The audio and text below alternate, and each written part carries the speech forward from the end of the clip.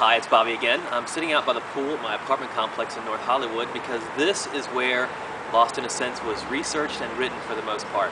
The idea for Lost in a Sense came after I saw a really bad made-for-TV movie about a girl who was entering a beauty pageant contest, and she met another girl who said she was Amish, and she talked about Rumspringa and what that was all about. And after seeing that, I said, how can somebody know about this Rumspringa, and that's your story?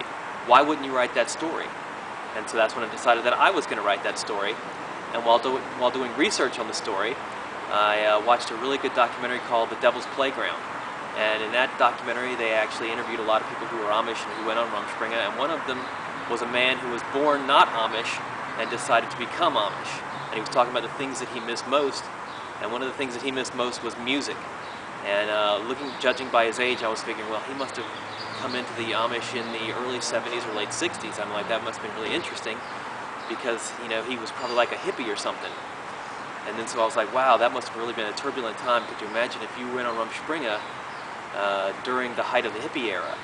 And that's when the idea hit me that that's what Lost in a Sense was going to be about the hippies and the Amish. And then in June, I think it was May of 2006, the place that I worked, Dijon Jewelers, they were going to remodel. So they were closing down, and part of the job was to help them move the furniture out of the place so they could tear it down and then totally rebuild it. On the last day of the move, I was moving some furniture at work, and I twisted my ankle and I broke the fifth metatarsal of my left foot. And since it's a long, slow healing process, but it's not a very painful break, so the doctor told me I needed to probably keep off of it about 3 months. And that was pretty much the entire time of the remodel.